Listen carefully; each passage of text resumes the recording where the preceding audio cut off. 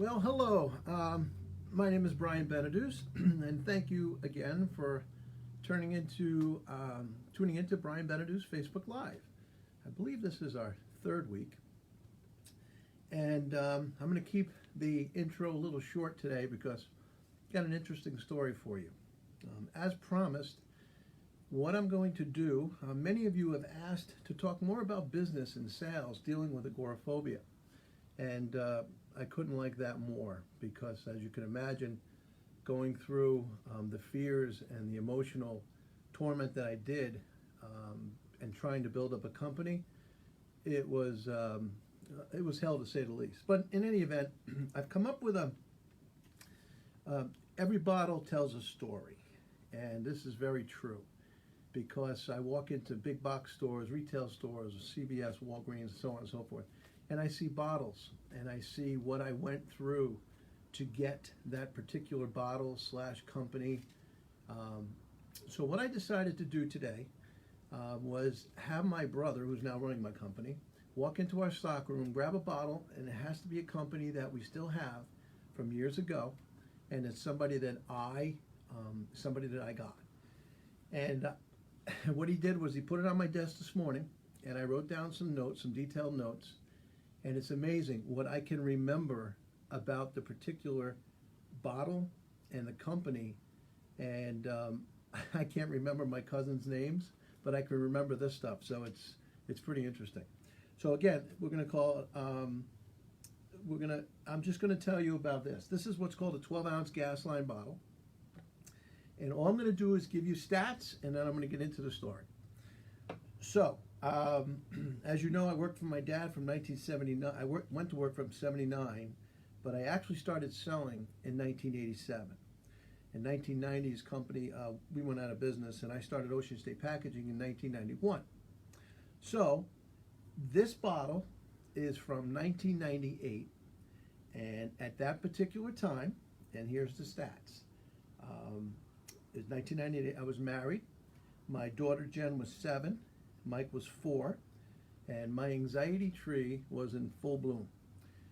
But I was 37, which is interesting because that's the very same year that I found out exactly what it was.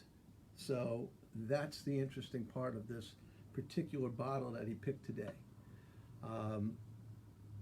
So without further ado, I'm going to get into the story.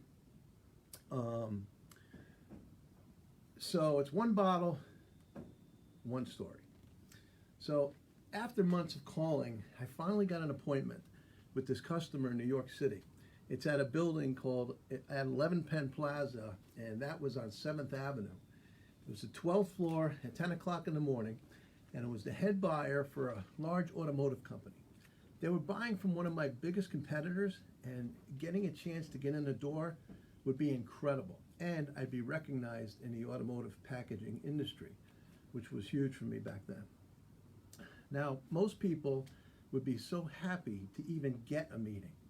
It could take years, and it has many times. They might be up all night because of the excitement of the possibilities. And for me, it was such a bittersweet moment because I knew what was coming. I was totally messed up. Do I go the night before and stay over in a hotel? Do I leave early to beat the traffic in the morning? Do I take a train from Providence?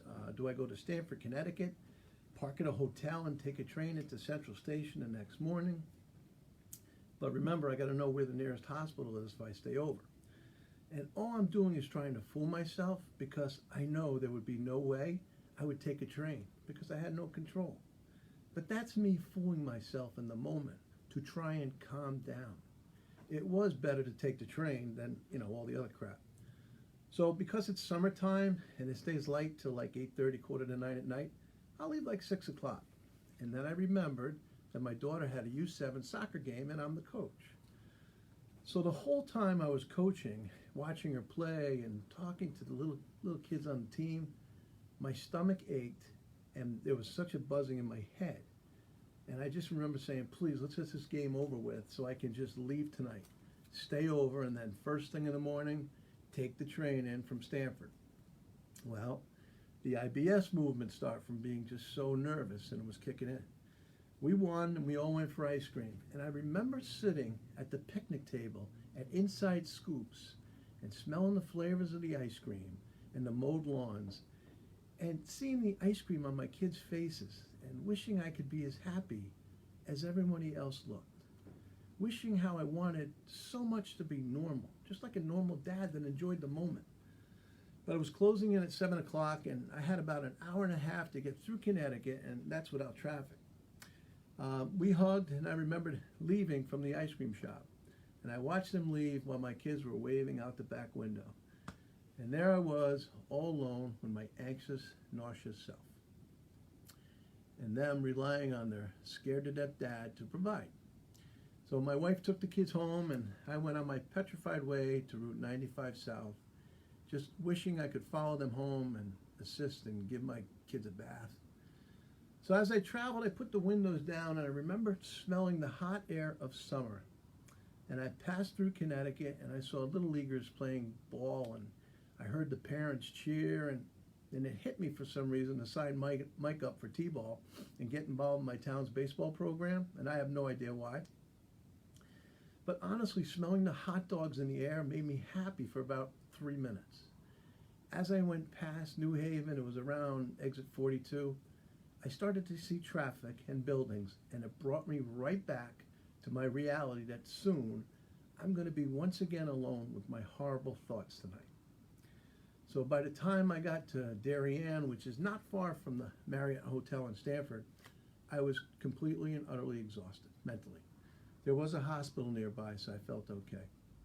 It was in the high 70s at this point, and I was shaking from the adrenaline going through my body, and I was thinking about the elevator I'm going to have to take in a hotel. So I get to the hotel, and I survey the parking lot, and I'm praying there's an outside space, because it's late now, and then you have to go into the garage. You can park for free, but I'm not taking the elevator. I don't have the strength. So what I do is I valet for $55 a night. I don't care. I get my stuff, my suit's on a hanger, and I try my hardest, as I always do, to be cocky confident. And I get to the counter, and I ask for the lowest floor possible, making light of it. And I'm watching all these business people acting so normal, drinking and laughing in the lobby, and I remember this. I remember the smell of cologne, which for some reason reminded me even more of the business meeting, and I got even nervous, more nervous. So there's no first floor, as that's where the pool and the shops and the restaurants are, so I was just hoping for floor number 2. I picked this hotel as it's like right near the train, still subconsciously pretending I'm going to drive into Manhattan, or am I? Triborough Bridge, FDR Drive, traffic, possibly flipping out on the bridge, in traffic. All this is still playing over and over in my mind. She hands me the key, and it's to the room on the 4th floor. I get to the elevator, and I always wait for somebody to come. I never push the button. I do not want to be alone in the elevator. Always pretending I forgot to push the button. And then I remembered that smell of chlorine from the pool. It made me smile for a second because I started to think about my kids and me in the pool. And then when someone comes and they're on the lower floor than me, I would stay in the elevator with them and wait, get out on their floor, they pushed, and do it all over again until I reached my floor. This could take a while, even though it's the 4th floor. If they're tired of me, it's great because I get a free ride.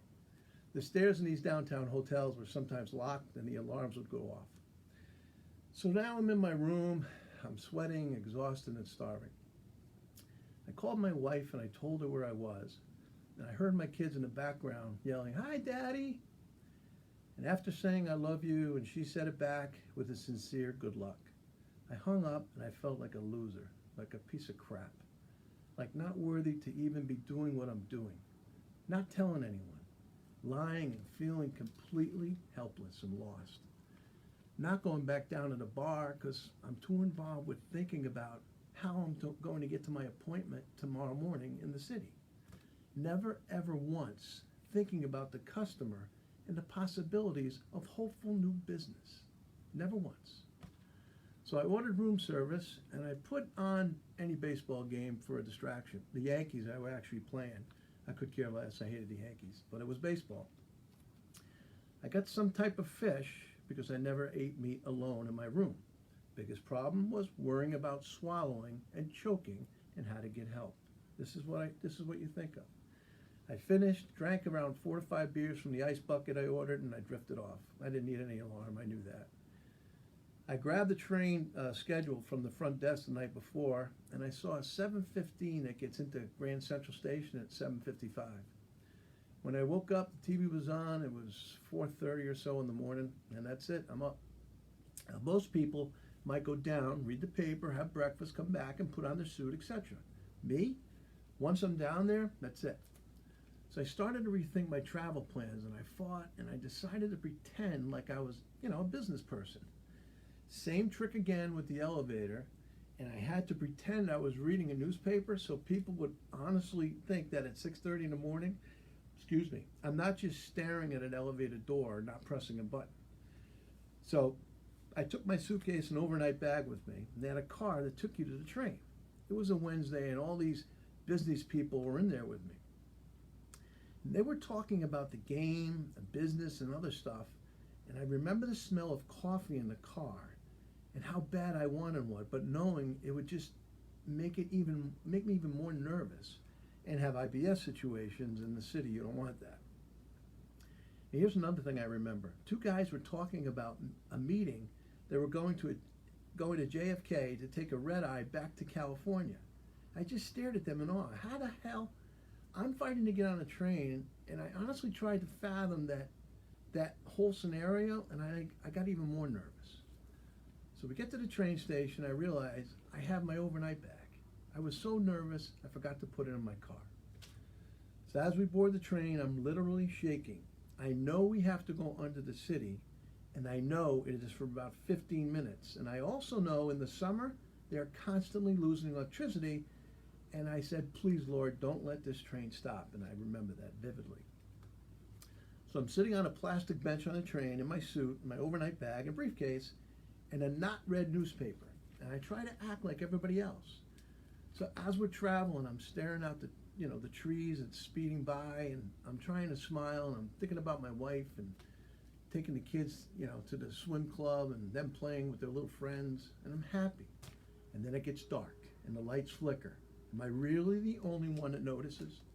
Nobody lifted their heads, not one person.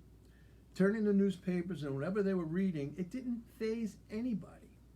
I'm still on the front page reading the Yankees won 4-1 over and over, forgetting who they played. And I'm grabbing the aluminum pole and I'm squeezing it. My heart is pumping and I start to smell Danish.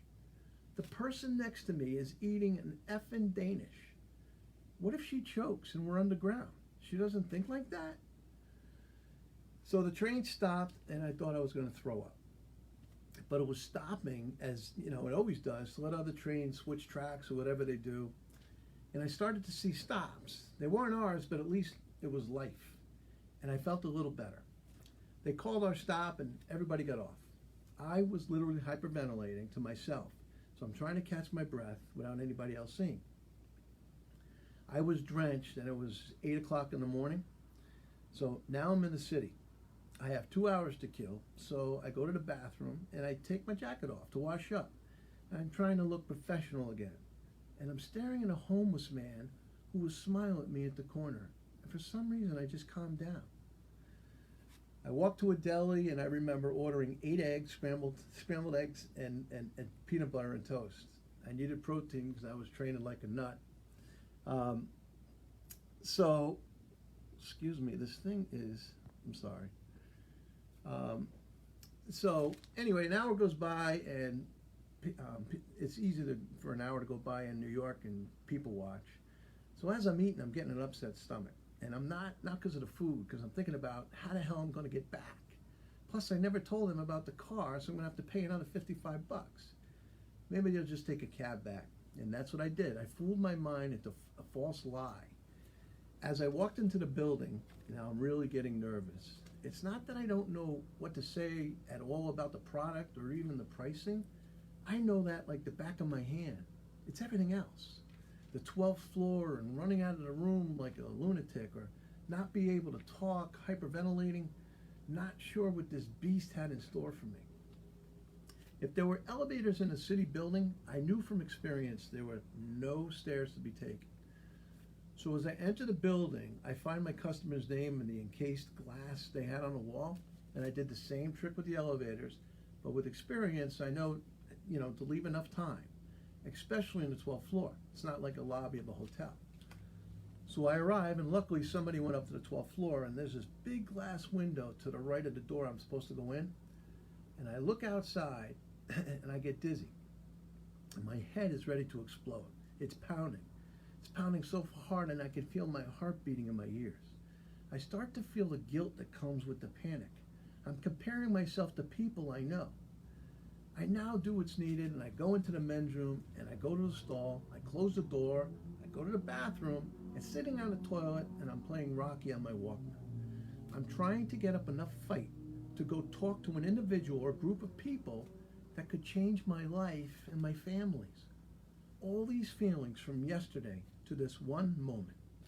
I take off my Walkman, I take my overnight bag, I put it in the same hand as my briefcase so the secretary doesn't think I'm moving in.